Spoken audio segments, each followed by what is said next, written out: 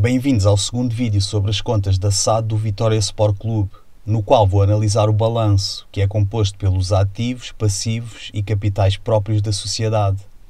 Começo com o ativo, que teve uma diminuição muito substancial, fruto essencialmente da queda nas rúbricas dos clientes, dos ativos intangíveis, que é onde está contabilizado o valor do plantel, e na caixa e depósitos bancários.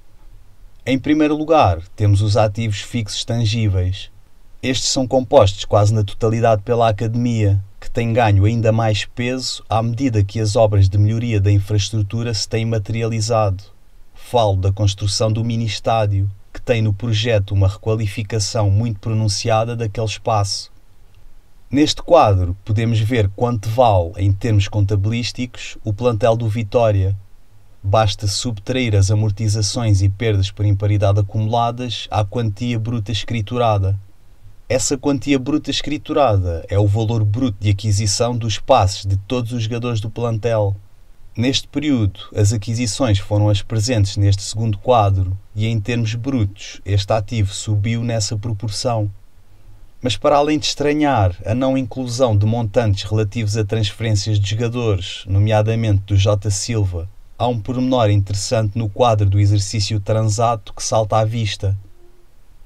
Em 2021, houve aquisições no valor de 20 milhões, que é um montante elevadíssimo dada toda a estrutura económica do Vitória.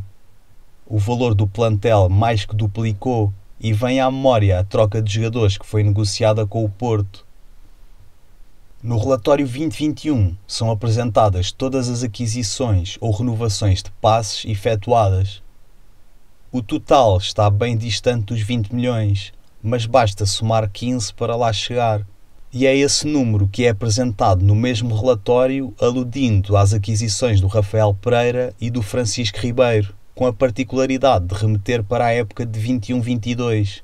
Há então duas coisas esquisitas. Se a operação se deu em 21-22, porque é que foi reconhecida em 2021? Em segundo, e os mais atentos lembrar-se-ão, por altura destes acontecimentos, a CMVM obrigou a SAD do Porto a desreconhecer, além da mais-valia da venda, também o incremento registado no ativo intangível.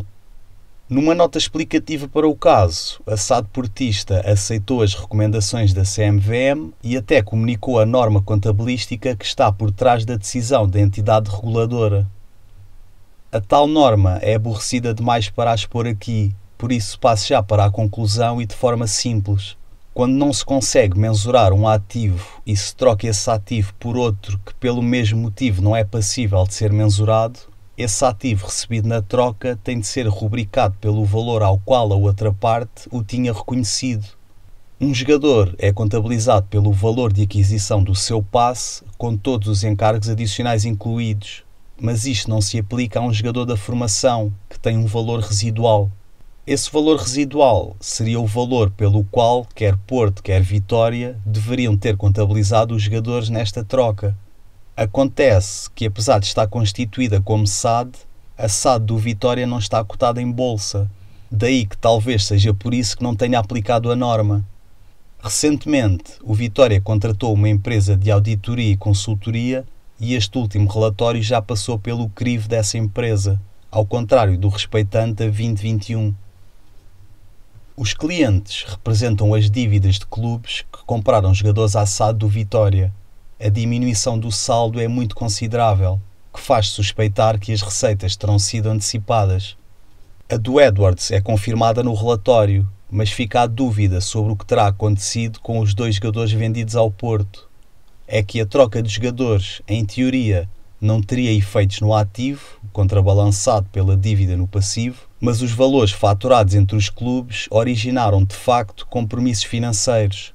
A dívida mútua de cerca de 15 milhões existe, e se é verdade que cria um jogo de soma nula, cria também uma ferramenta de tesouraria via antecipação de receitas. É uma jogada perigosa e com custos, porque antecipando a receita o Vitória não terá recebido os 15 milhões na íntegra, só que pelos motivos certos pode resultar. As outras contas a receber têm um dos pontos mais interessantes do relatório, que é o indício de que será a SAD a financiar a compra por parte do clube da participação que a empresa de Mário Ferreira tem na SAD vitoriana. Este assunto merece um parênteses. Em outubro de 2020, o Vitória assumiu que havia chegado a um entendimento com o acionista maioritário da SAD para comprar a posição deste, com a SAD constituída em 2013 e um valor nominal por ação de 5 euros, depois de 2 aumentos de capital, a quando do anúncio, a estrutura acionista da SAD era o que se observa neste quadro. Da negociação, saiu que a compra dos 56,4% nas mãos da MAF seriam adquiridos por 6,5 milhões. Contas a Merceeiro, a compra seria feita a 12,81 euros por ação e avaliava toda a SAD em 11,5 milhões. A primeira tranche foi comprada em novembro de 2020, concretizando a meta do Vitória ser acionista maioritário. A segunda tranche tinha data marcada para agosto de 2021, mas de forma sensata o Vitória optou, com a concordância do vendedor, adiar a aquisição. Só em julho de 2022, já dentro do exercício de 22-23, é que se concluiu a compra da segunda tranche, elevando a participação da SAD para os 65,8%. Não sei para quando foi diferida a aquisição dos restantes 30,6%, só que ainda vão honorar clube e SAD em cerca de 3,5 milhões. O ativo conheceu uma forte queda, muito devido ao pouco investimento no plantel por um lado e na diminuição dos saldos credores nos clientes por outro. O passivo também caiu, embora com muito menor expressão daquela que se verificou no ativo. Para isso, contribuiu de forma decisiva o decréscimo nas outras contas a pagar, que englobam os fornecedores, que são os clubes aos quais o Vitória deve dinheiro pela transferência de jogadores. Os financiamentos obtidos demonstram um liquidar de contas com o clube, provavelmente para se começar a dar o oposto, a SAD a ser credora do clube. Nos outros empréstimos está registada a cedência dos créditos da Altice em favor da Apollo. As operações com atletas são o contrário da conta clientes. O destaque vai para a enorme liquidação que houve no passivo não corrente. Não havendo mais detalhes, só é possível especular sobre a que transferências de jogadores correspondem a estes valores. Os diferimentos têm uma situação interessante, que se prende com a alienação do passe do Gui ao Almeria. Como não foi concretizada dentro deste exercício financeiro, mas ficou alinhavada, teve de ser reconhecida nas contas. A forma de o fazer passou por inscrever um passivo em contrapeso a um eventual ativo na conta clientes. Em 22-23, este passivo e o respectivo ativo anulam-se e o Vitória irá apresentar um rendimento com esta transferência na demonstração de resultados. O passivo desceu cerca de 9,5 milhões, graças ao desagravamento dos pagamentos ligados às transferências de atletas, sendo que as restantes rúbricas se mantiveram sensivelmente na mesma.